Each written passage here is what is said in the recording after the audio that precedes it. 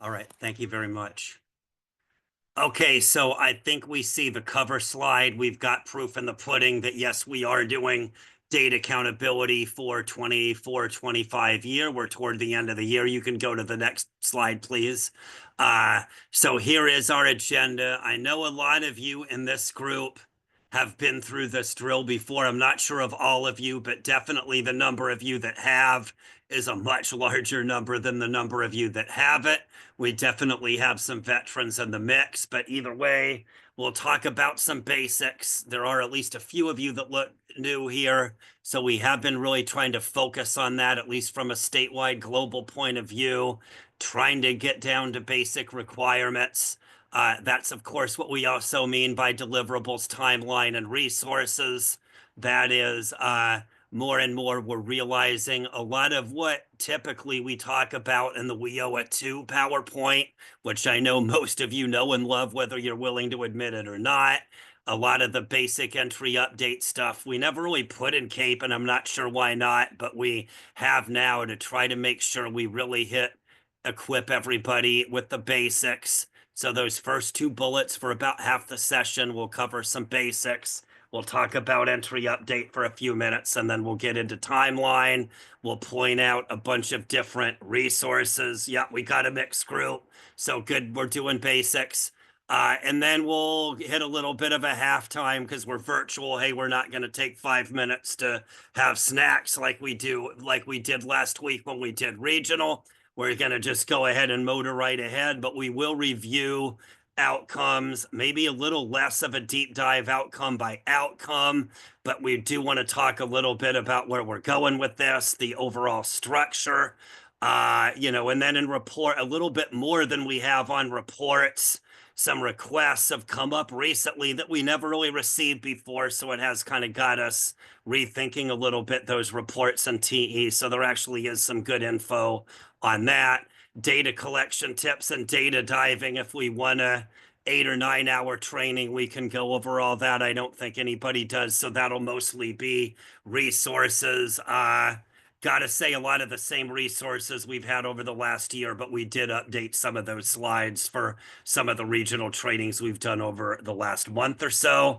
So let's go ahead and get started. Next slide. Next slide. We're getting there. Give us 1 second. Oh, okay. There is I thought it was okay. All right. It was so there is there like a sticky clicker? Uh all right, never worries. All right. So anyway, we'll start with this one. We did this, I forget what event we did it for. But some event in the fall where the effort was to try to come up with a slide that captures an overview of everything you do in as basic terms as possible. I don't know if this is it, but this is what we came up with. So for all of our students in those 7 CAEP instructional programs, we're recording enrollment at intake. In CASAS land, we call that the entry record. People don't really use our forms anymore, but it is good for training to explain it, with those forms, a bunch of screenshots you'll see. So you record enrollment at intake, very prescriptive about that. Intake means day one, square one of your time with the student. As soon as the student sets foot inside your doorway, plenty of other cliches, but record enrollment right away at intake, represented by the entry record. After a certain period of time or after a substantial block of instruction, record outcomes and record attendance hours for each of these learners. In CASAS land, we call that the CASAS update. It pre and post test the learners in the federal We Owe It To programs. That is, do the pre and post testing, not for everybody in CAEP, but do so for those in ABE, ASC, and ESL, because it's really basic. I'll spell it out. ASC is adult secondary. That means HSC and high school diploma. And then follow up for students that exited our program through data matching and the employment and earnings survey. That captures all the basic requirements, kind of from soup to nuts, from start to finish of that student's journey with you. Next slide. We mentioned those 7 programs, so it's kind of good to reference them, and now we'll point out which ones those are. Here's the slide. CAEP Land is kind of set up to revolve around the big 3. And CAEP Lands, that's ABE, ESL, and Career Tech Ed. There's 2 programs kind of related to Career Tech Ed that we consider official programs, one called pre-apprenticeship, the other called workforce preparation. And then there's 2 other programs, adults with disabilities, parents K-12 success, that we all admit don't really fit in with those other programs exactly. So those are 2 separate, but those are 2 of the 7 official CAEP programs for which we're required to report. Next slide. Okay, here are the deliverables. We basically do deliverables every quarter, quarterly and end of year. Every quarter, we submit the data and the data integrity report. We use that TE quarterly data submission wizard. Most people, I believe, really like the quarterly data submission wizard. You can do your CAEP data, CAEP DIR, WIOA data, and WIOA DIR all in one fell swoop. That's the reason why people generally like it. That's what we've been using for the past 4 or 5 years. End of year, we use the exact same wizard as we do for the quarterly. And on the WIOA federal reporting side, there's a little bit extra we have to do for end of year involving certification. Most of you know WIOA involves payment points. So it's a very important part of the process that no less than 125% of the time, the agency and CASAS completely agree on the number of payment points. So we have a few extra steps related to certification. We also have that personnel wizard that we report for federal reporting once a year. Also quarterly for CAEP and WIOA, we do the employment and earnings survey. That's done quarterly on the exact same due date as the data, but it's a different TE wizard. In this case, it's the E&E follow-up survey wizard. I wouldn't go quite as far along to say everybody loves that one like they do quarterly data submission, but fair to say public approval for that a lot better now than it was 4 or 5 years ago. But that's where you're surveying those exited students to find out whether they got a job, whether they got a pay raise. We do data matching, but we know that doesn't always work. So we do that follow-up survey to kind of fill the gaps for students that don't have social security number and so on and won't be part of the data match. Next slide. Here's the timeline. The timeline, again, been the same timeline for quite a while. For the most part, the due date is 1 month after the end of the quarter. So the nice, well, we just had today's a due date, so we'll use 3rd quarter. So the 3rd quarter ends on March 31. Fast forward 1 month. That's actually today. Today's a biggie. April 30th is the 3rd quarter due date. A couple little tidbits if you're brand new to this and haven't seen this before. What stands out is that July 15th. It's earlier than the others. Yes, common sense dictates end of year should be a little more time, not less. But hey, it's less because of the federal deadline. Yes, it's very unpopular. Yes, it's very inconvenient. But yes, I gotta say it's highly unlikely to change for a lot of reasons. We just need to have that deadline a little earlier so it looks different from the others. The other thing that stands out, and this is a really, really new thing, but when you're new, it doesn't seem intuitive at all. The start of each quarter is July 1. That is, it's year to date. So like the 2nd quarter is not really July 1, December 31. It's really October 1 to December 31 if you want to get to brass tack. But the data goes from July 1 to December 31 in that example. That is, it's always year to date for what I think are pretty obvious common sense reasons. But if you're looking at this for the first time, it's not always that intuitive. Next slide, please. Okay, sticking again with resources. You can chat it if you want. But is everybody here familiar with the CASAS California accountability page? I know most of you are. though admittedly, I'm not sure if that's true with all of you, but are you familiar with that page? Yes or no? Uh, I'll let you respond if anybody's willing. Okay, there's a no right off the bat. All right, so Sylvia's going to be bold and say no. All right, and answering first, too, no less. Thank you, Sylvia. So I'll point out, I don't think my pointing helps any. Maybe, Fabi, if you point to that breadcrumb trail at the bottom of this slide, I'll point out, yeah, that breadcrumb trail shows you where you go to find that page. I think our Zoom, there we go. Yeah, that's the breadcrumb trail to find it. It's on our CASAS website. I assume Sylvia and anybody else that said no, thank you, Nicole, that we all do know where the CASAS website is. We've all been to www.casas.org, whether we like it or not, right? That one I'll assume is yes. But one of the pages on our CASAS website is our CASAS California Accountability page. I'll point out again, Fabi's dutifully pointing. Thank you for helping out. We've got the little breadcrumb trail there to get to that specific page. There's a ton of stuff on that page, more on that later. But for now, we're sticking with super basic. So I'll point out our data dictionary for CAEP agencies is there. That's what defines all of these different fields and TE. We, of course, have the current dictionary posted for the 24-25 year. It has all the information you need for CAEP. Unsurprisingly, there's a similar document for WIOA right there next to it on the same page. We also have attachments A through X. That list gets a little larger every year. I think it gets larger for the right reasons, though, not the wrong reasons. Some people may beg to differ, I'm not sure. But we have attachments covering lots of different areas of data collection.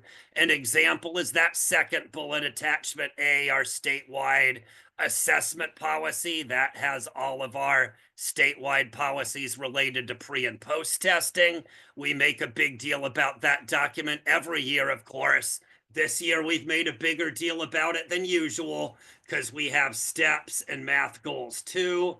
It seems like ancient history now, but at the start of the year, we were transitioning to those new forms. So thereby, we had a lot of new information in the statewide and local policy. Next slide.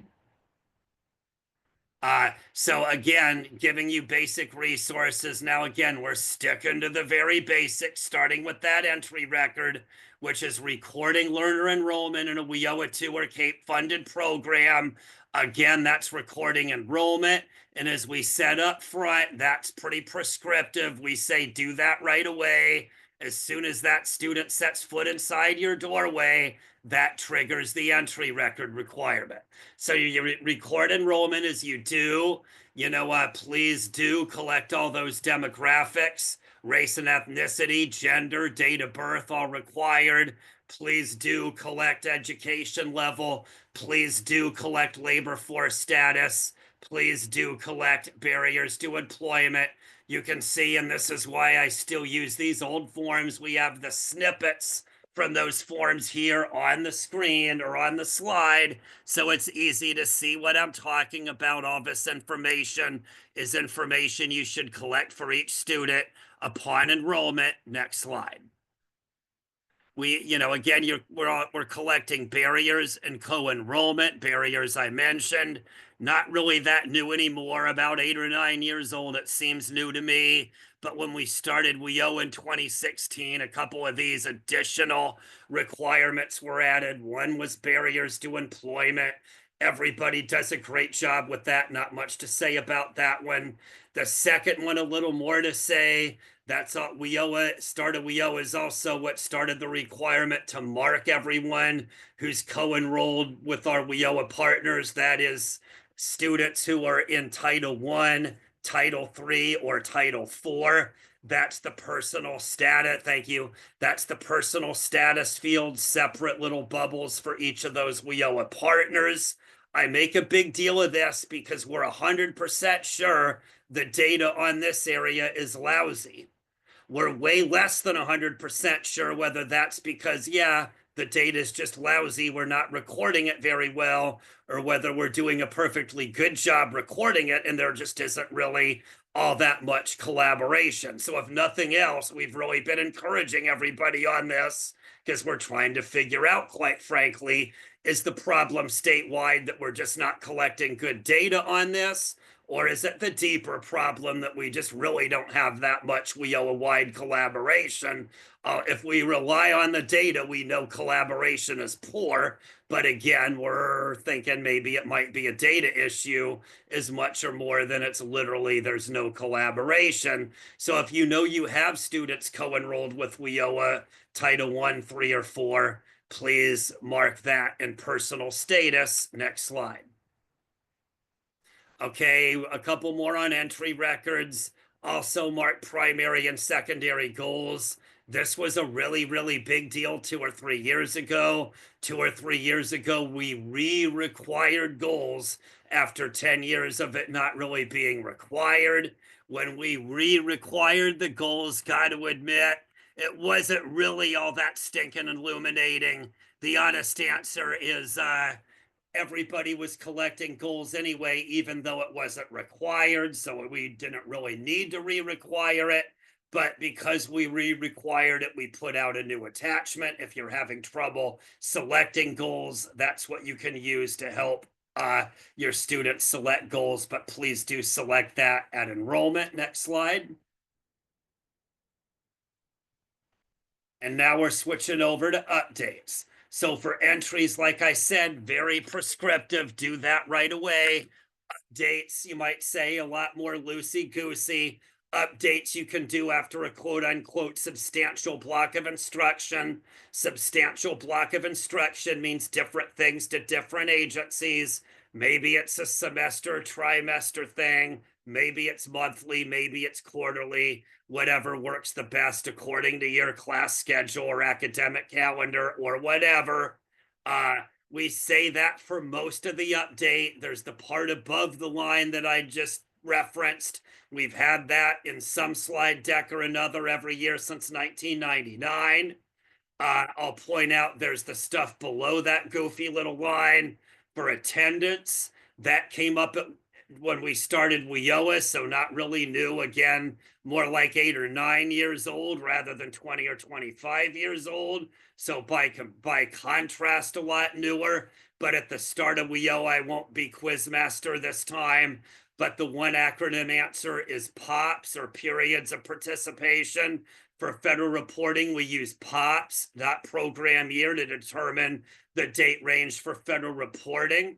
So that's all predicated on student attendance. It's all predicated on the federal 90-day rule, which says 90 days for of no call, no show means the student automatically exits program. So you need to stay up on making sure you enter the attendance hours. So whether you're scanning, whether you're importing, or whether you're entering the hours directly in TE, make sure you get those hours in at least once a month. You want to avoid those false positives, meaning, hey, you get a student that exits just because you haven't gotten attendance hours in. There's nothing you can do about it. It just means, hey, the student gets a survey for no reason other than you just didn't get your attendance hours in correctly. So make sure you get it in once a month so you don't have students exit unwittingly. Next slide. And here's the same information blown up if you missed it the first time. I think this is pretty much the same information as the bottom of that previous slide. Next slide. Okay, sticking with updates. This is just showing you Field 9 with all the outcomes. There's a lot of information on that update record for the last 5 to 10 years. Most of it has been obsolete. A lot of those fields now, you're better off leaving blank. I want to point out, yeah, a lot of stuff like update status and progress, you're better off leaving blank. Don't worry about filling out the full update. In saying that, though, I want to point out it's not that you don't want to do the update at all. Just some parts of the update that used to be important now matter like not at all. There's other parts of the update that I'm showing you right now, like outcomes in Field 9, that are more important than ever. I'll point out for all this CAPE business, we'll talk about outcomes later. Way more outcomes for CAPE to keep abreast of than for WIOA, because we have extra programs like workforce prep and CTE and so on. So tracking those outcomes really, really important from a CAPE point of view. You'll see some slides later, but for WIOA reporting now, that's more important than it used to be as well. More workforce outcomes, things with credits and HSE. So all this to say more important than it's been for really since ever. So it is really important for you to work with each student and make sure you record all those outcomes for each person. Next slide. Okay, here's that same slide for the CAPE Data Dictionary. Word for word is what we said. We'll go next slide. This is a segue so we can start talking about some of this other stuff. Before I talk about this slide, I'll point out what's not on here because, hey, it's a CAPE training, not a WIOA training, but really good chance a lot of you are interested. I'll just point out. Sorry, can you just go back one slide? Sorry about that. Thank you. That right next to the CAPE Data Dictionary, there's a very, very, very, very, very, very, very similar document called the WIOA 2 Data Dictionary. It has the same entry update fields. Some of the definitions are different. Really, the definitions are the same, but there are some CAPE things with CAPE outcomes where we'll point out how we align some of those CAPE outcomes. So we'll go out of our way to do that in the CAPE Data Dictionary, of course, but not mention it in WIOA. There's a lot of stuff related to NRS tables that we go out of our way to mention in WIOA, but leave out of CAPE. But I will point out the structure is the same, but the requirements are different. So we have the 2 data dictionaries there side by side, just saying, okay, back to the next slide. Sorry, had to double back, probably not that necessary, but there you go. Anyway, we mentioned attachments A through X. There, of course,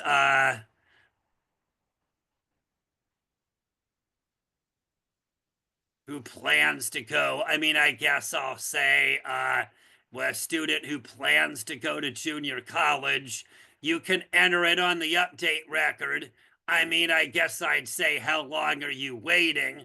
If you're talking, hey, we're closing out the spring 25 semester now that we're moving into May, so we're closing out the year, and we know the person's going to start junior college on July 1 or something. Well, hey, I would mark it probably reasonable to assume that and not wait and get into New Year reporting, whatever. If you're talking about they're on a waiting list and starting 6 or 8 months from now, well, then yeah, you might be jumping the gun a little bit. So one of those many CAPE Data Police issues, we had some of those discussions at regional training last week. Is there any chance in the world the CAPE Data Police are ever gonna get you because you're jumping the gun and recording this too early? If you ask me, that answer's a resounding no. So do you really need to worry about getting in trouble because you're jumping the gun on a few enter college outcomes? Gotta say, nobody's gonna give you a hard time on that one, but I answer it pretending like there is, because I kind of feel like that's why you're asking. So there's no cutoff, but I'd say, hey, if they're graduating from high school and they're jumping into community college on July 1, it's probably fair to think the best for the student. If you know that that's a ways away, I'm not sure I'd jump the gun. Hopefully that helps some, but that's my answer. Okay, so anyway, moving back to this slide here, we talked about attachments A through X. Attachment A, you can see here on the screen, California assessment policy.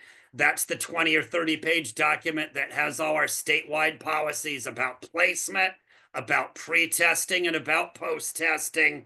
It lists all the assessments we can use for state and federal reporting. That's why we've made a big deal is, hey, the last couple years, we've transitioned to steps for ESL. We've transitioned to math goals too. So we've been doing a lot of transitioning to new test forms. So we have been making a big deal about that attachment A. because that's where you can find all the new information for all the kind of research info, quote unquote, on steps and math goals too. So we've been, making a bigger deal about it. The even bigger reason is that last bullet, attachment B. We can move to the next slide. So attachment B is the local assessment policy, which is part of attachment A. But I like to say, in my opinion, the most important part about the statewide policy is actually attachment B, the local policy. That is, the statewide policy requires you as local agencies to develop your own local policy and update it at the start of each program year. There's the little template in attachment B that makes it easy for you to do this. I'll point out, better late than never. We posted a Word copy about a month ago. That was a few years late, I admit, but there is a Word copy there now. So you can easily adapt it to your own local agency. But that's your own local roadmap where you're kind of putting your own local policy in. What's your testing schedule for your local agency? I'll point out that the agencies that do best at this absolutely go out of their way to set their schedule at the beginning of the year, and they put it in their policy so all the staff know that schedule, all the students know that schedule, and so on. So again, it's your own roadmap where you've got your testing schedule. Who are your certified proctors? Who are your test coordinators? What are you doing about things like test security? And then you can put your own local preferences about, hey, are we using reading or listening for ESL? Or are we using reading or math for ABE, and so on? Okay, yeah, here in a little bit. But it's right there in the same link. I'll say the link is right there on the slide. It's on that breadcrumb trail. Next slide, please.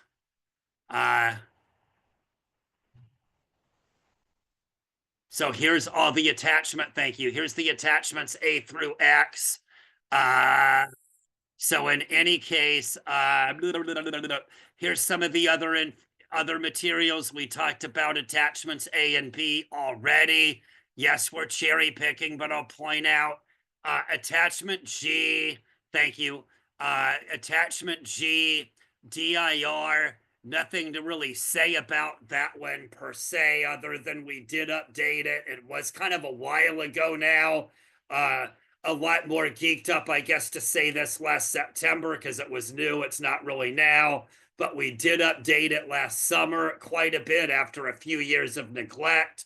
I guess what makes it useful now is there will be a CASAS web training Monday afternoon, I think at 1 on the DIR, mostly covering this attachment G if you're interested, but a lot of updated information on DIR attachment G. We also updated that new agency toolkit, which is, that's the one. It's an old link here, but it's attachment K. It's this screenshot's a little old, but attachment K, the new agency toolkit, has also been updated a lot. If you've been around a while, you might remember those old ESL and ABE handbooks we had long ago. We got rid of those long ago and replaced them with the new agency toolkit.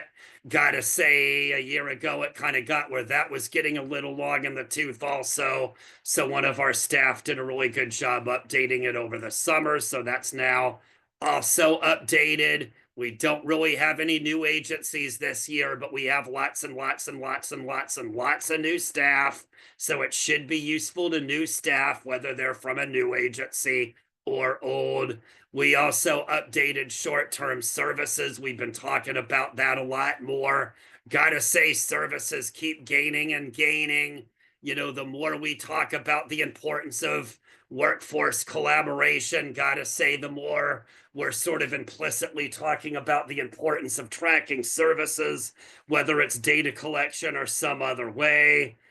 But we had some good discussions recently about how to kind of streamline this. I know I've talked about streamlining this without really doing anything about it. Somebody provided me some good ideas yesterday, so there might be a little bit more to work on now because I've got a good idea for a change. What do you know about that? But that's attachment S. And then if you're a cut to the chase person, kind of way old news now, probably more useful here for a few months when we update it for 25, 26. But the summary of changes basically lists everything that's different in our 24, 25 dictionary from the one we had posted in 23, 24. So thanks both of you for posting this information. Next slide, please. Okay, and then this again seems like old news, kind of curious. I've been asking folks at regional training, is this something you all did long ago? That is transitioning to listening and reading steps, transitioning to math goals too. Is this a topical issue for all of you? Or is it closer to, gee, this is like so 2023? I almost forgot we even did that transition. It seems so long ago. Which one's closer to what you think? Does it seem like so 2023? Or is it something you're actually kind of dealing with right now on a day-to-day basis? Just kind of curious. Nobody? Anybody? Bueller? Okay, nobody really has an answer. Okay, there we go. So 20, thank you, Marla. Somebody's got an answer. So 2023. All right, well, somebody's answering for me. Hey, and somebody, okay, there we go. A couple other answers. All right, thank you. A couple thumbs ups. All right, great. So nobody, it's really new. So it does, I'll just say, I guess I ask it because that is how it seems to me.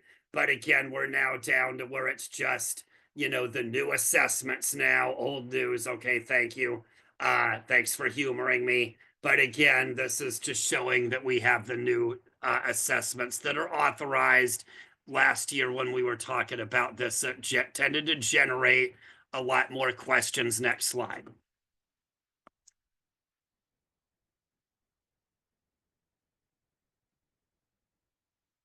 Next slide, please. Thank you. Well, there we go. Okay, so a few more resources here. Okay, so we've got the quarterly data submission wizard. So we mentioned how that relates to your quarterly data submission. This is the tool in TE you use. Like I said, everybody uses it. Everybody finds it a lot better than what we used to do. This is just a link if you need help with the steps in TE. Next slide. Here's the same sort of thing. This is for the E&E survey wizard. This link takes you to TE help documents for this particular wizard. In this case, it's going to take you to 4 different documents, one for each quarter. Next slide. Okay, related to employment and earnings, we didn't really get into this. Talk about something that kind of feels like ancient history now, but we still are under Octave goals for follow-up reporting. Never mind the part is I'm not sure if it matters anymore if we have Octave goals or not. They're a shell of themselves these days, but officially we still have goals with Octave, and we've had these same goals since November of 2022. But in any case, our performance with follow-up in California has always been overwhelmingly lousy. That's been true since about 1999. The short explanation is a lot of it requires data match, which requires social security number, which is always a soft spot and a sore spot for us and tends to guarantee terrible performance on our part. So that's why we do the E&E survey, by the way. When WIOA started, the feds really wanted us and everybody else to do data match because they knew that worked a heck of a lot better. But hey, because of our issues with SSN, our data match yielded overwhelmingly lousy data. So the feds called us on us and quite frankly insisted that we came up with something better than what we were doing. So that's why we came up with this survey. We started it a few years after WIOA in 2019. The survey did improve things a lot, but not nearly enough. We were still way worse than what everybody wanted us to be. So in 2022, the feds threw down the gauntlet and put us on formal goals, which you see on this slide. Statewide performance goals of either 45% of our students statewide provide social security number, or we get a 60% student response rate on that employment and earnings survey, either or. The most recent data, I think, has us at about 27, 28% social security number. We've actually gotten a little better on that in the last year. And then response rate is still around 30, 31%, I believe. I'll just say, if you look at these goals, it sure seems like we're still doing overwhelmingly lousy, but those numbers are actually quite a bit better than they were when they assigned the goals. So they're happy with our progress, not upset. They have not taken us off the goals. However, from a formal point of view, we still have them and we still have a long way to go. Though it's worth pointing out, they've given us what I kind of like to say, they've given us a pat on the head for showing a lot of improvement, and they don't really bother us anymore. And I gotta say, they really don't bother us now that they're the way they are now. Next slide. Okay, and then another issue, these aren't really about our goals, but a couple years ago we started using ITIN, or taxpayer ID. That was allowed at the start of the 23-24 year. For some of you, that's a big game changer, others not so much, but for some of you, you're definitely saying it helps. But again, it's students that maybe aren't eligible for SSN but can still get a taxpayer ID. If you enter that, that will work the same as social security number. Taxpayer ID is a 9-digit number, just like SSN. It always begins with the number 9. Okay, thank you for that. Okay, thank you. All right, next slide, please. All right, so we're at a transition point. We're right on time here, looking pretty darn good, I'll say. I'll just say, any questions about that? That was kind of concluded the run basics review. We're probably jumping in at a little bit more of an intermediate level here, starting with this one, just saying. Nobody's saying any questions, so let's go to the next slide. Okay, so here's just reiterating these same 7 programs. I do that a little more than I need to here, I guess, but I'm using it to segue in a little more detail. But we identified the 7 CAEP programs at the start, so let's go to the next slide. This is just digging in a little bit more. So we said up front, CAEP land is structured to kind of revolve around the big 3. In CAEP land, that means ABE, ESL, and Career Tech Ed. In CAEP land, they kind of have it set up to revolve around the big 3, perhaps a little bit more than the real world typically would do. An example is to the left, hey, the blue box for ABE. In CAEP land, that's one program simply called Basic and Secondary Education. CAEP land, that's one program. A lot of you would probably rightfully argue in the real world that's probably more than one program. It's at least 2. ABE is 1, ASE is 2. A lot of you would probably rightfully say the real world that's actually 3, not even 2. ABE 1, HSE 2, high school diploma 3. But just saying, in CAEP land, that's considered all one program. ESL is ESL, no real differences. Career Tech Ed, there's similar but not the same type of programs that CAEP kind of tends to, like Innova, it rolls up a lot of these under the CTE umbrella. That's why we kind of list it the way we list it here. Next slide. But just to make sense of it, Nova tends to roll these up. But we have CTE. Again, there's those 2 programs that are CTE-like, and again, I'll say like, L-I-K-E, not light, L-I-T-E, but like, L-I-K-E, CTE-like, better not CTE, one called pre-apprenticeship, the other called workforce prep. I'll start with pre-apprenticeship, which just like CTE is a long-term program and focuses on a particular occupation. CTE and pre-apprenticeship both do that. Obviously, the delivery model way different. I'll point out workforce prep is workforce related, but completely different in structure. It's short term and not occupation specific. So for pre-apprenticeship or CTE, that would be welding or HVAC or carpentry. That is something that takes a while to finish, something that focuses on a particular trade. Workforce prep would be things like Microsoft Office skills or OSHA hand washing skills or first aid CPR, workplace safety, or something like that. That is something short term that applies to just about any occupation and is not a specific occupation. That's the difference between CTE and workforce prep. So mostly this is here under CAEP reporting because this is how it's listed a lot of times under NOVA, but it's also an excuse to spell out that question that comes up a lot between specifically workforce prep and CTE. Okay, I'm not seeing any questions here, so we'll move on to the next slide.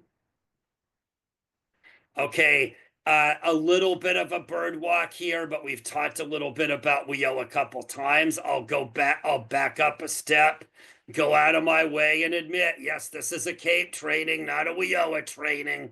What are you doing listing all this WIOA stuff when it's a CAEP training? Obviously in CAEP land, we are aligned to WIOA just like WIOA is. Obviously, some of the stuff breaks away, but from an official point of view, CAEP is aligned to WIOA. You know, we're worried about WIOA collaboration in CAEP land, just like we are in WIOA too. A lot of what we're doing is modeled after WIOA. You know, some would argue we're doing a good job with that, others not so much. But either way, we're definitely aligned to WIOA, so it's worth pointing out. Here are the areas of WIOA. Early on, when I talked about co-enrollment, these are the title numbers I was meaning. That is the 4 titles of WIOA. We're Title II. Title II is the one that addresses adult ed and literacy. Title I refers to our workforce partners. That's the one that has the lion's share of authority as well as the lion's share of responsibility at the state level and the local level. Why? Because the federal legislation says so. Title III is also workforce, but it's more short-term workforce. Title I is represented by our local workforce boards that basically allots money to different training programs to do things like welding training and carpentry training and so on. The Title III one-stops are our AJCCs that are doing more short-term work. You know, hey, the job search banks and the, you know, little workshops on job interview skills and that kind of stuff. Title IV voc rehab, that supports individuals with disabilities as well as individuals receiving workers' compensation. That I'm kind of fond of saying, I'm not sure it matters anymore. WIOA is not that new. But when WIOA came out, the big difference was with the goofy graphics at the bottom. We've had the same title numbers since the late 90s. That hasn't changed at all. From what I know, with a lot of the proposed new legislation with this, that will continue to be the same. I don't think people are really interested in changing this part of it one iota. But I will say for WIOA, the big piece that's changed is the collaboration piece. And I really do think that part is going to keep ramping up more and more. That is, in every state and every local region, you know, all of these title numbers are required to work as one big happy family rather than silos. Obviously, some regions this works better than others, but it's definitely moving more and more that way. From our point of view, I'm not sure it really matters, but from the student point of view, it's a lot better to be in collaboration. The whole point of it was, I think, from a student point of view, when we were more siloed, and yes, there were a lot of student complaints that the title numbers didn't work with each other. Lots of redundant steps students had to do just because local WIOA partners were doing a lousy job collaborating. So the feds did take that law into their own hands, and now they've required us to collaborate. Next slide, please. Okay, this I admit, I feel a little goofy talking about. If this was in the fall, I was talking it up a lot, but it is hard to rail on some of this. There is a lot of uncertainty on where this is all going, but from an official point of view, from what I know, this is still where we're moving. That is, we have NRS tables and TE, otherwise known as the Fed tables. We've been moving to this new, more robust way of reporting. Long story short, is at the bottom of this list, it includes workforce related stuff that haven't really been on the federal tables historically. Toward the top, there's some detail oriented things that were added, things like high school credits and HSC subsections that we've started reporting on already. So I'll admit I've talked a little less about this because things are so uncertain, but I think the way it is we're proceeding ahead with all of this. I won't go over details now, but more on our WIOA side, we have what are called federal tables. It will include so a lot of additional outcomes now. It will still mostly be about pre and post testing, but there'll be a lot more to it than just pre-post. I'll point out the top row, 1A. We still have pre and post testing, but you might say it has its own lane now. So it's a lane of this rather than the whole enchilada. You can see there's separate columns to report all of these additional outcomes that we'll now be doing for federal reporting. The two big highlights, I think, are at the top where we have things like high school credits, HSE subsections. We actually reported that to the feds already at the end of last year. We'll be doing it again on the WIOA side this year. A little bit out of turn, but on the WIOA side, just because I know some of you are thinking about this. Well, it won't really be part of the update form, but it'll be aligned. If you look at the CAEP and WIOA dictionaries, we align those update fields. So we're definitely not changing the form, but we did update the data dictionary to show how some of those update fields align to the outcomes. So the short answer is back, there 10 or 12 slides ago when we gave you that reference to the CAEP and WIOA 2 dictionaries. You can look through there, and we tried to keep it mostly the same, but we did realign a little bit where what some of those bubbles will yield when you bubble it. There's a few things that changed in the NRS Fed tables because there's a few things that will change in the NRS Fed tables that will mean some of the CAEP reporting will change, you might say, by proxy. So that's why I bring it up, is I know a lot of you are WIOA also, so that's the practical reason why it really isn't bad to bring this up. But from an official CAEP point of view, we are aligned to NRS.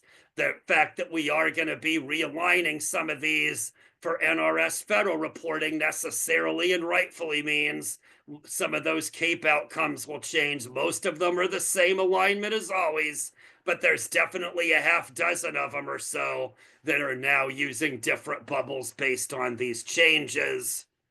Well, as far as CAEP goes, no, it'll be one category. I'll use that as I think it'll be the same. I don't know if the timing's exactly right, but let me finish the NRS WIOA thought here. Is what I was going to go on to say is some of those things, like I said, like HSE subsections, we actually started reporting last year. So it goes without saying, we'll definitely be doing that again this year. But what I want to spell out on the WIOA side is that's just for federal tables, not payment points. What CDE people say is some of these, not all, but some of these definitely most likely eventually will be payment points. But bottom line is, bottom line is, that won't start till the new grant cycle, which I think is like 26, 27 or thereabouts. So I would look for these to be payment points eventually, but definitely not right now. To your question, Carla, it's not like the CAEP tables necessarily need to be in lockstep with payment points. But I think if we do anything like that, it would be a similar timeline. I don't think this is the same issue. It's two completely different issues.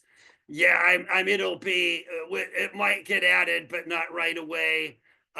You know, what I gotta say we'll probably do in Cape Land is, again, I'll believe see it, but they're talking about data discussion groups. So I gotta say, way worse than 125% stupid to do anything other than nothing now when they're saying they're actually doing these groups. I admit I'll believe it when I see it with them actually having these groups, but we're not changing anything until after they have these discussion groups. To some extent, bringing this up as leverage or evidence that we need to make said changes is a good idea. If we go willy-nilly making it before the discussions even happen, gotta say that's about the best way possible to just shoot ourselves in the foot and torpedo the whole thing. So sorry, resounding no on that question. Sorry. Uh, anyway, so we are still reporting subsections though for NRS.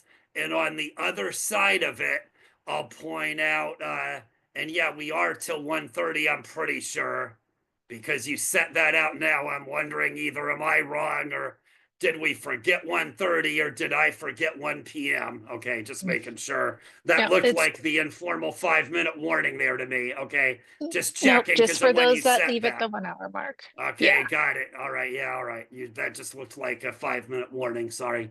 Anyway, the other thing about this, sorry, I'm having trouble getting rid of this slide, aren't I? So the other thing, at least worth pointing, no, sorry, you can leave it there. I'm taking too long on it. Anyway, one last thing to point out at the bottom, type 4 and type 5.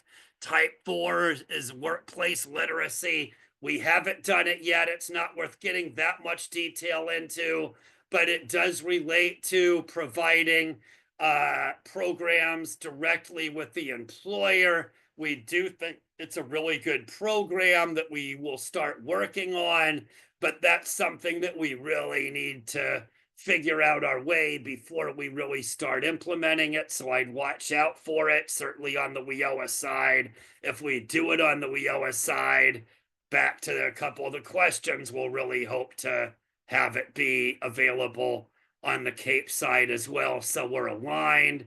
Type 5 is that passage of an exam. The type 5, you might say, is a little bit like that occupational skills gain, you know, like what we have been talking about ad nauseum since the beginning of ABG. Now, next slide. Sorry, it just took me way too long to get through that one. So those last couple were kind of good table setters for this one. This is 10 years old.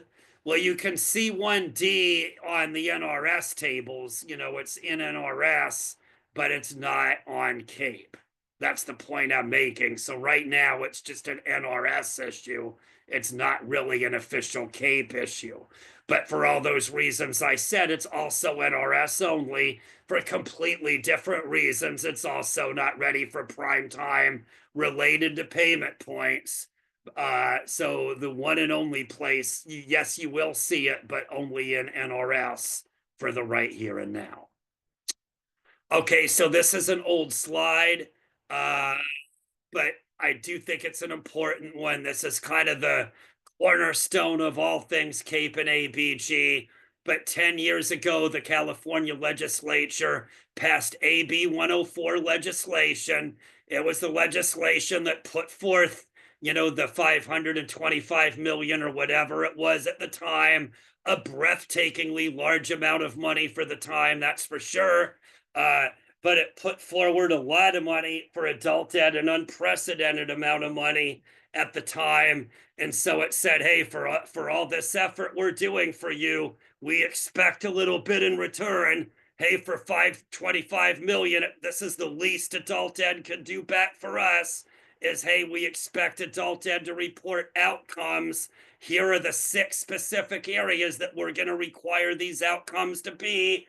You know, you can read them: literacy, secondary, post-secondary, jobs, wages, and transition.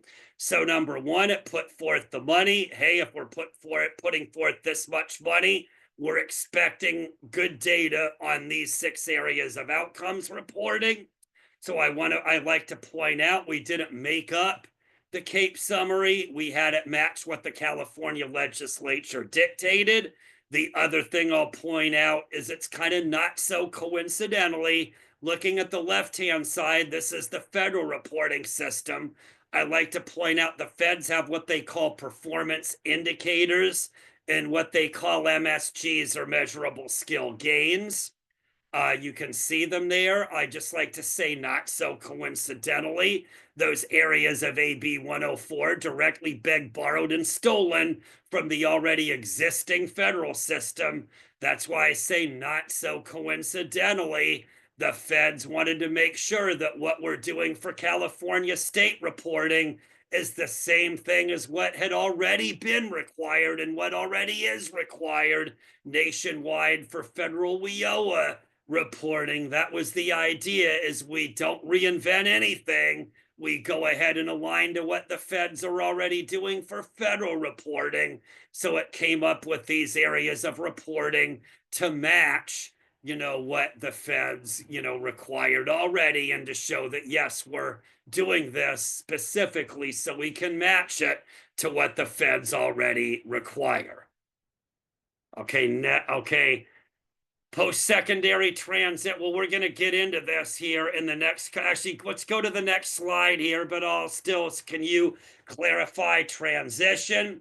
So we have that one already called post-secondary. Sorry, you're going to get a long-winded answer, but hey, I'll incorporate some of these categories while I'm at it. Hey, it's a good question if it's addressing what I was sort of going to need to talk about anyway.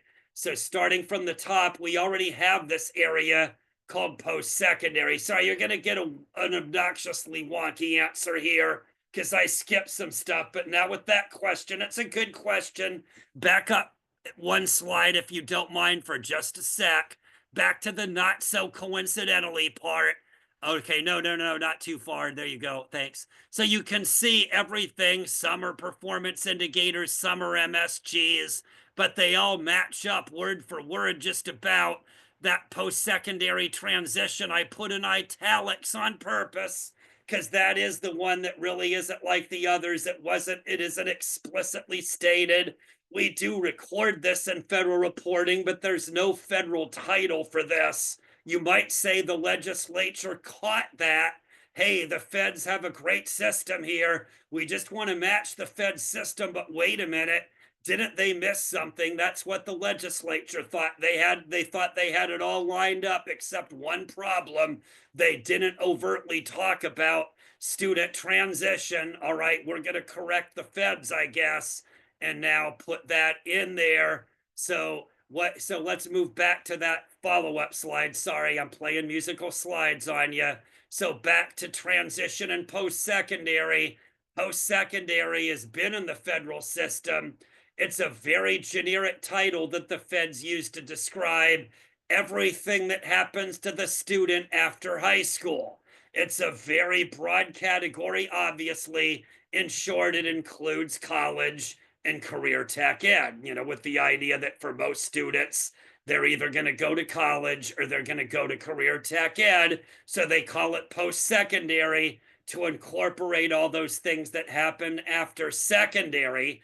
But the way the federal post-secondary performance indicator is written is kind of set up to be something you record when the student completes post-secondary. That is, they get their college degree, whether it's BA or AA or graduate degree or whatever, or they get their occupational licensure or occupation or certification. That is the certification they get when they complete welding or complete CNA or LVN or whatever. That is post-secondary focuses on completion.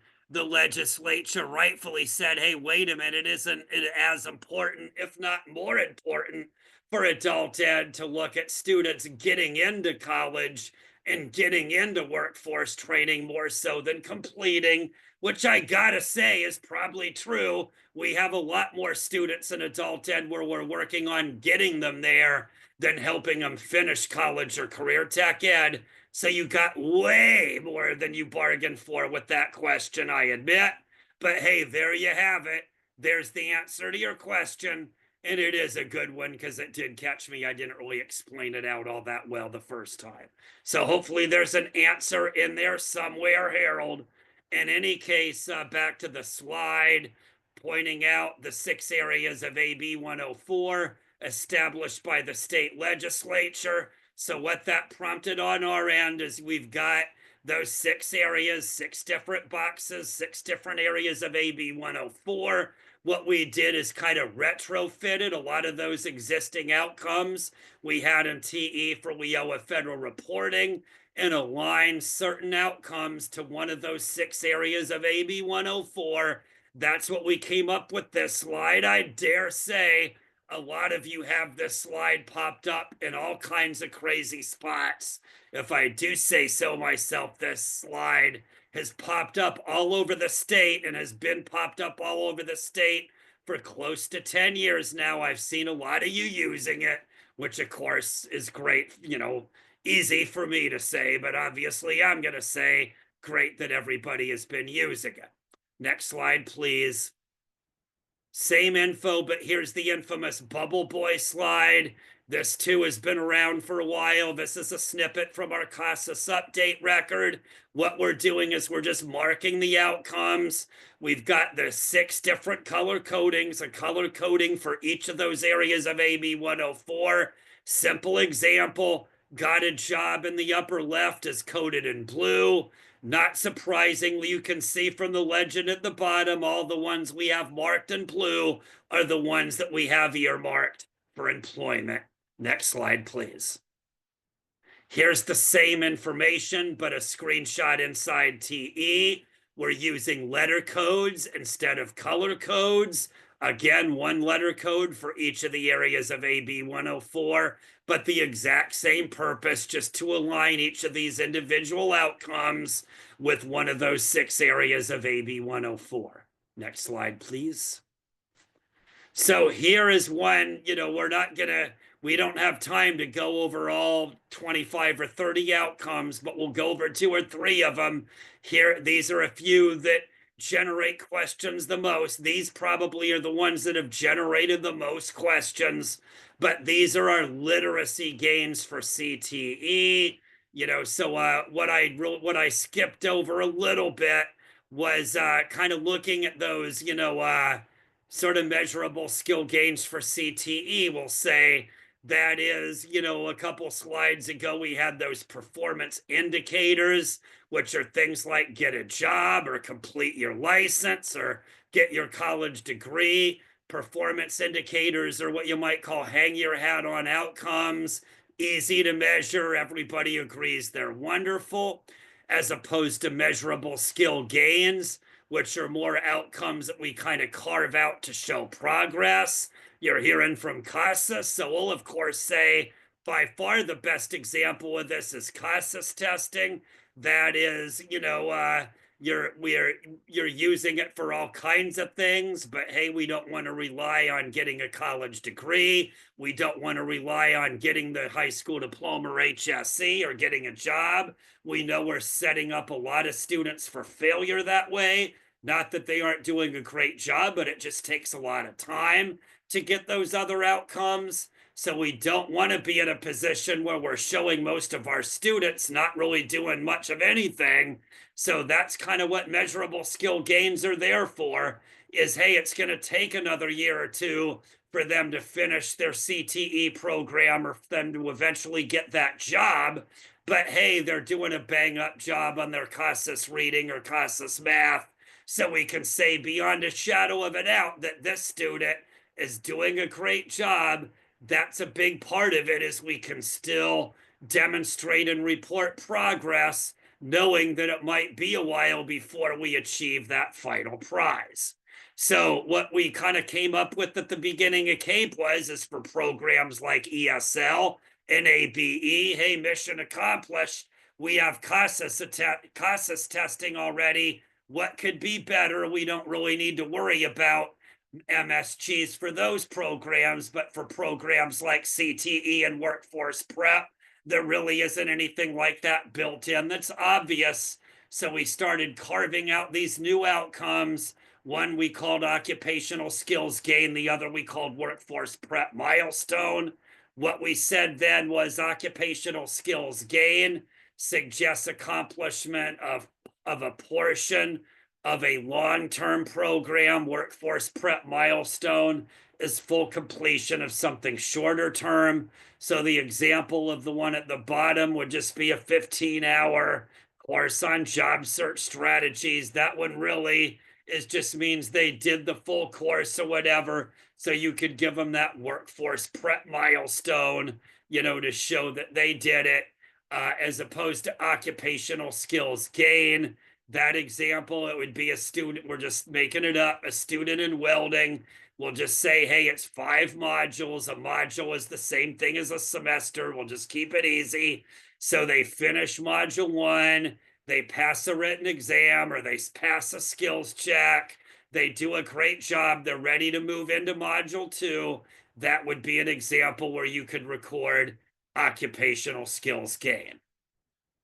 So I'll just pause. I'm not seeing anything. So we'll just go ahead and go on to the next slide. Okay, here's a little bit on post-secondary. A couple things on this. One kind of came up with Harold's question, is that yes, it's a little unwieldy. Most of the post-secondary outcomes are really intuitive, but hey, it is an unwieldy category. All the CTE categories and all the college categories all kind of rolled into one.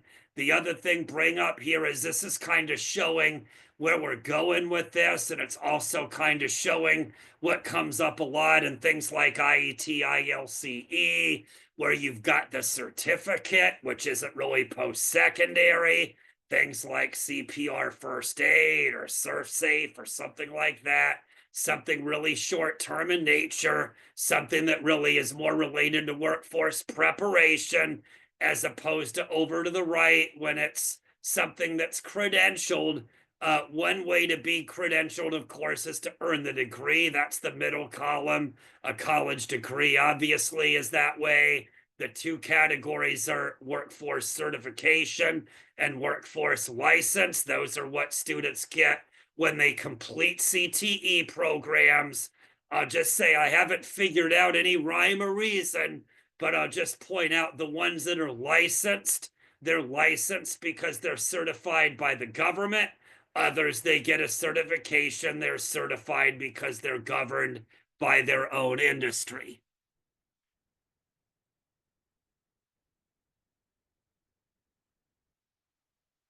There's not really, no, there is an under the hood where it does count it. I think there is a bean count for this in Data Vista. It's not really an official outcome, though, on the CAEP summary. I'll just say ABE, ASE, and ESL are all kind of in that we owe it to bucket. So from a big picture point of view, they're all Title II learners. So from this point of view, they're really all in the same bucket, not different ones where, hey, they get to CTE or college. That means they're into post-secondary. So from a big picture point of view, it really is a completely different bucket. But hey, next slide. I think that's a good segue. There we go. Here's our transition slide. So transitions is another one that generates a lot of questions. So I'll just point out CAEP transitions. Starts in one of these blue boxes to the left and finishes at one of these red boxes to the right. So here, the blue boxes to the left, either transition, you start in either K-12 adult ed or non-credit community college adult ed, ABE, ASE, or ESL. Transition to CTE is one of those two boxes in the upper right. That is, the student ends up in either adult ed CTE or in community college CTE. Either one gets you the same transition. You transition to college by getting to that box in the lower right. That is, if the student moves to 4-credit community college, that's a transition to college. I like to go way out of my way to say 4-credit community college. I like making lots and lots of jokes about the CAEP data police. CAEP is never precise about any of this stuff. But I'll just point out one area where it's precise. the one area where all college people and K-12 adult ed people agree is that if you go to non-credit community college, that's a lateral transition, not an actual transition. Everybody agrees non-credit and adult ed are the same thing. It's a lateral transition. It's got to be for credit for it to be a real transition to college. Next slide, please. Okay, we have I3.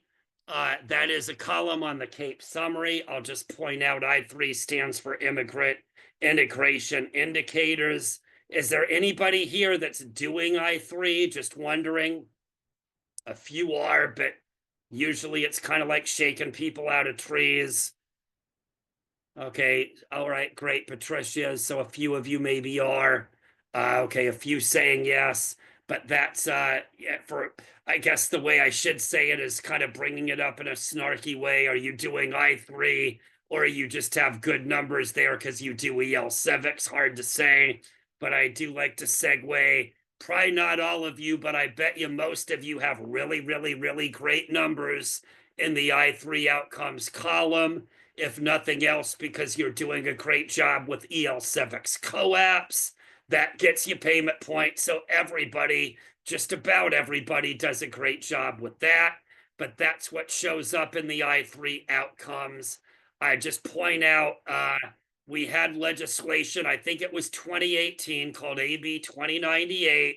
It did not require I3, but it did require the state to have some kind of reporting on immigrant integration, kind of an addendum to AB 104. Hey, we've got to report on these 6 areas, and hey, here's a 7th area, immigrant integration, that we're also going to require you in adult ed to report. So obviously at the state level, we had nothing on this.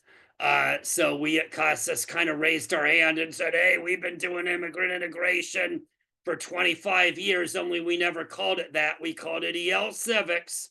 For the most part, everybody agreed with that.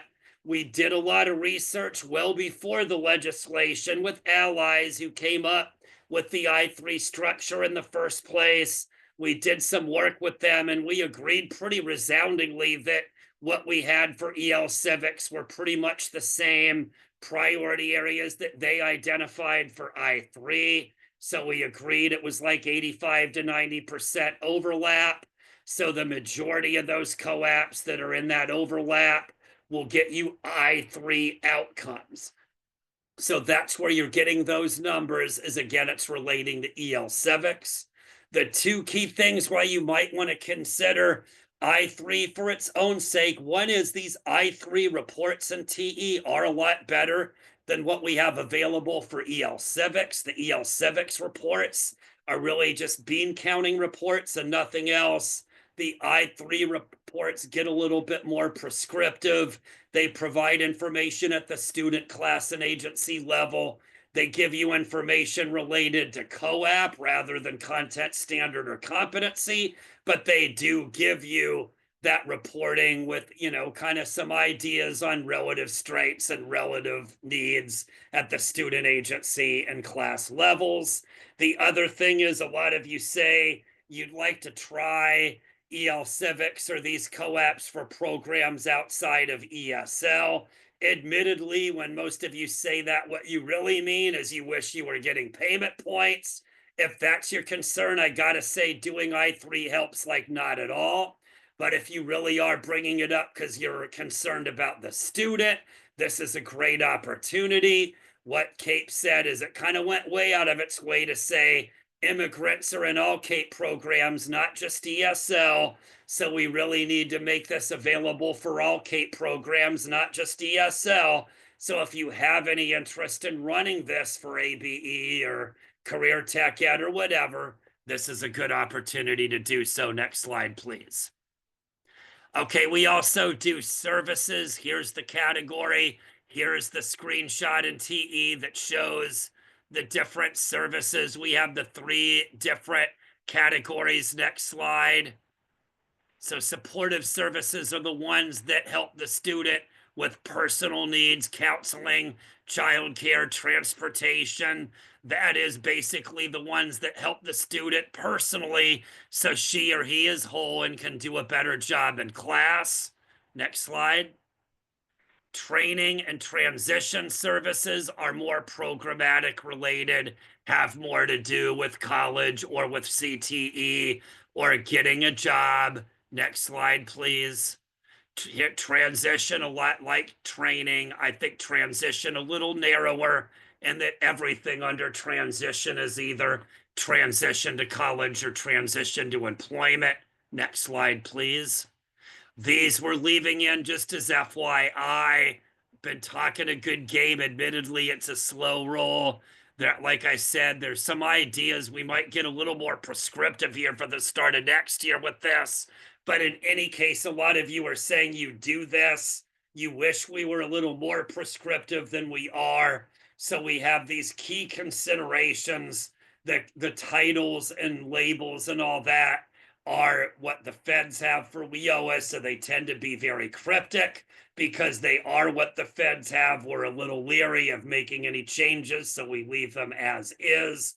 But here's some information that kind of translates those obnoxious titles we have for WIOA services into things that make a little bit more sense for adult ed. You can just click two or three times. Next slide, please. And then next slide, please. So we've got one slide each for supportive training and transition. We're not defining every single one, but we picked, 4 or 5 from each section to more thoroughly define and kind of give some examples, kind of adult ed-like examples, you might say, so you can more easily relate some of these crazy titles to what you actually might be doing in adult ed. Next slide. Okay, we're moving on to reports. As usual, I'm hitting the home stretch quick, so I better pick up the pace. Next slide. Okay, so we'll start with the CAEP summary. Promise there's a few new things with this one. It's not just the same couple slides, but we'll start with one we've been talking about forever. I continue to say the CAEP summary, I think, is the hub of the CAEP reporting universe. We've got the 3 reports in one, as I like to say, left-hand section, middle section, right-hand section. I like to bring it up as kind of a bar that raises low bar to the right, middle bar in the middle, high bar to the left. So start with the low bar to the right. The services section, we don't really require anything to get in that section. As long as you have a valid ID, you're going to show up in that services section. What I point out, we don't require demographics. We don't require enrollment. We don't require hours of instruction for that services section. So anybody basically gets in that section.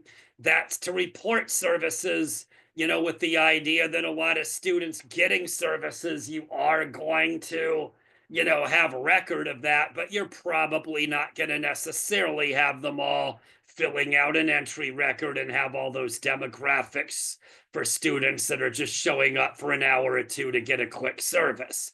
Anyway, moving on to outcomes.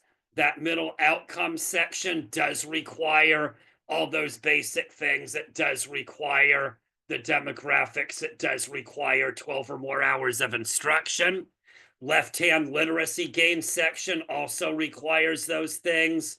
In addition to that, it also requires pre and post-test information. That literacy gain section is basically brought in directly from the federal tables, specifically Table 4.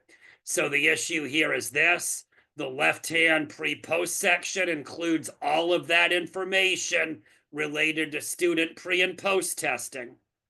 That middle section includes all the outcomes except pre and post testing. We think it makes a lot of sense for the section that relates to pre and post testing to require pre and post testing. The part in the middle that requires everything else but does not require anything related to testing. The left-hand and middle section are really close. That's the one difference between the two. The left hand requires testing, the middle section doesn't. I'm not seeing any questions, so we'll go to the next slide, please. Okay. CAEP DIR, like I said, we'll dig into the DIR a little bit more here Monday afternoon if you're interested. But we've got 33 data elements. I always say for the CAEP DIR and the other ones, the key to understanding and getting a good handle on the DIR is understanding all the crazy business that's going at the top when TE is summarizing each DIR. You know, you can see up here that summary information is where it's happening with the CAEP DIR. But what it's basically doing is it's starting by casting that wide net. Any record in the TE database that might conceivably have something in any way, shape, or form to do with CAEP, it's going to collect it. So think of it as that giant fishing net. First step, we're not worried about getting kelp or rusty license plates. We want everything in the bottom of the sea. We get it all. We get the bigger number. And then we go through and kind of sort through, figure out, you know, what might not relate to CAEP as we throw some stuff out. Hey, wait a minute. Here's some good fruit we might want to save. Some of it we might want to save. Some of it's garbage, but it's going to sort through. Bottom line is it's going to sort through all this information, come up with that one bottom line number in bold at the bottom, students eligible. That is, it comes up with that one uniform number to serve as the denominator for all 33 items on the report. To have those percentages mean something, you've got to have the same denominator for all 33 items. So that process at the top gives us that one number to use to represent CAEP students. Next slide.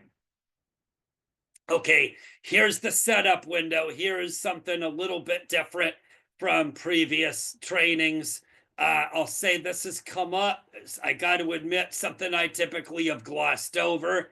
Recently, we've gotten some questions on some of this, so we're going to pick it up a little bit and start reporting this more if people are wanting it and asking about it. So does this look familiar to everybody? Hopefully it does. This is the CAEP table setup window. It's in the state reports menu for TE. So you go to report, state reports, CAEP tables, lots and lots and lots and lots and lots and lots of different reports in one setup window. You can see all the stuff there listed. So we have what I like to call supplemental reports up there at the top, and then the CAEP tables at the bottom, just for, you know, simplicity's sake. We're dividing it that way. Next slide, please. So supplemental reports, you can see here, those are the ones that are at the top. That's the list here. So we've got a few here. The program hours is what we use for NOVA. That's that annual fire drill we have. The last one we had was mid-November. That is once a year. You've got to report your hours into NOVA. CAEP program hours has the overall number of hours for each of those CAEP programs. You just copycat what's on that report into NOVA. That's what that one is. We've got enrollees by hours and service enrollees by hours. That shows you the 3 buckets. Those are good reports to use to track students to get 12 or more hours of instruction. We've got those zip reports. I don't know if anybody's dared use those reports before. For the most part, people don't dare. I'll point out one of them really is crazy. I'm not sure if it's that helpful. It's a little too crazy for its own good. But one of them is relatively sane. That is the one called CAEP zip code. That enrollment by zip and city. We haven't figured out a way to get it anything less than about 5,000 pages long. So I admit that one we need to hit the drawing board before it's practically useful. That CAEP zip code, though, just lists all your students by zip code. Hey, at this zip code, we have 500 students. At this neighboring zip code, we only have 12. What gives? Why are we getting so many students from this zip code, but we're not getting anybody from this one, when geographically they're about the same distance away from our school? The commute is the same from these 2 areas, so it's good for marketing to try to figure out which areas you may need to reach out. And then the one I really have been remiss about is outcomes by hours. I really think that's one you could consider using as like a summary audit drill down for that outcome section of the CAEP summary. That is when you're doing payment points, you have the payment point summary audit. You also have the NRS summary audit. There really isn't a practical one like that for CAEP. I'm saying I think the best one available is that outcomes by hours. It has a lot of those same good advantages where you can drill down and figure out, in this case specifically, who might be left out because of less than 12 hours of instruction, and even more pointedly, who might be yielding a lot of wonderful outcomes, but is right now yielding us zero because they don't have 12 hours of instruction. So anyway, we'll probably talk that up more and more and more. I do think that one has a good shelf life. Next slide. Okay, here's that enrollees by hours. If you haven't seen it, next slide. I was thinking I was moving. Okay, a little bit on hours here. So just to tie this up, if you run those hours by program reports, if you do nothing by default, the hours are split 50-50. If you know it needs to be split some other way, you need to create multiple class records and allocate the hours accordingly. Next slide. I'm not sure if I needed to leave this in, but in any case, this was the issue of 2019 right here. I know you're all waxing nostalgic for points like that, but the big question in 2018-19 was, can we use service hours when we are reporting instructional hours? For about a year, we said we don't know. So just stay consistent. Either way is fine. But hey, we decided it was so much we better look it up. Once we looked it up, I gotta say, really stick it obvious. The answer is no. Service hours are not instructional hours, so doing services is great. But that time you spend doing services does not count as part of that student's instructional hours. Next slide, please. And then CAEP tables. Just wanted to bring it up. Nobody really uses these. They're modeled after the NRS tables. I've admitted it, they probably were a little bit of a mistake. We spent a lot of time on these. We probably did so thinking CAEP would be a lot better aligned with it is. At the time, we really thought it would align. If we're going to align to WIO, of course, we're going to need tables modeled after NRS. Otherwise, we're not really aligned to WIO. What do you want to know? We didn't really align nearly as much as we thought we did. So as a result, the CAEP tables have just been kind of hanging there, not really doing much. But anyway, people have asked about them recently. So this list is really coming up with reasons why they might be useful, even though I laid out all that snarky rationale for the last minute and a half.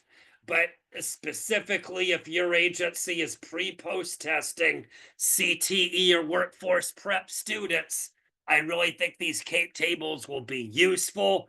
They give you that exact universe where it will bring in CTE and workforce prep students, but only those that pre and post test. So based on only those that pre and post, it gives you that exact universe where it's going to give you your WIOA programs and those that pre and post test and other programs. So that's what the report, which one you mean? Yeah, it does include it. Yeah, I mean, if you have a pre but no post, obviously it doesn't. But if they have a pre-post, then yes, it does. In any case, so if you're testing those students, the CAEP tables can be very helpful. If you're very selective about it, that's also when it can be helpful. If you're doing things like IET or EL healthcare pathways, that is programs that require co-enrollment, that's another scenario where the CAEP tables might be helpful. And then 2A might be one you want to use. CAEP table 2A, like NRS table 2A, is the one and only table that does not require 12 hours of instruction. So comparing your CAEP table 2A with others gives you a good read on how well you're doing CAEP-wise with 12 hours of instruction. I've also heard a lot of you talk about CAEP persistence. To your question, Harold, you might want to consider using CAEP table 4B.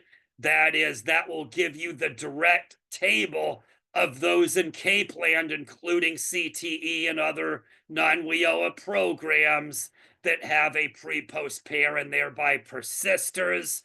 Not many want that, but I have heard that persistence question. And I bet you've done this, Harold. You've already looked at NRS. You know that's not exactly what you want, but if you open it up to all of CAPE, you're going to look terrible because those CTE people don't always necessarily pre-post. So if you use the CAPE tables, that's kind of the happy medium. All right, thanks. Yep, 131. I better let Holly and Mandely go here. So I'll just run through the rest and I'll just talk through, but again, use the CAPE tables to drill down on literacy gains, use that CAPE outcomes or CAPE enrollees by hours to drill down on that outcomes middle section. Next slide. And then we've got the I3 reports. We mentioned them next. Consortium reports. If you're a consortium manager, you can email golive@casas.org to get consortium level reports. Next slide, you can just see we've got 4 or 5 different reports: demographics, CAPE tables, barriers to employment, CAPE DIR. You can look at consortium level reporting. Click, go a couple slides. Here's one. Go into the next slide. Okay, that's where we can finish. So you can go ahead and escape now. We're running a couple minutes over, but I'll just say data dive topics. You can scroll through. That's planned, but that's just FYI only. That we'd have to go another 3 or 4 hours to go over all of that, but it looks at things like workforce collaboration and 12 or more hours of instruction, topics that get asked about a lot, not a little, and provides a lot of mostly TE related solutions for all of those different issues that we know come up a lot. All right, I'll stop now. Sorry, I'm over as usual. Surprise, surprise, surprise, surprise, surprise. Not seeing any questions. Sorry, I'll shut up and let you finish. Take it away, Mandely or Fabi. Thank you, Jay. Thank you, Jay. We really appreciate all of the information. The PowerPoint has already been remediated and dropped multiple times. Please take a few moments to complete that evaluation. Once this recording has been remediated, we will post it to the website as well as notify everyone who attended. Thanks for spending your lunch hour with us. Jay, thank you so much. Always so much information. We always appreciate you and your team. I see a few of your team members here and helping support the chat. Thank you guys. See you all soon. Thank you. Bye.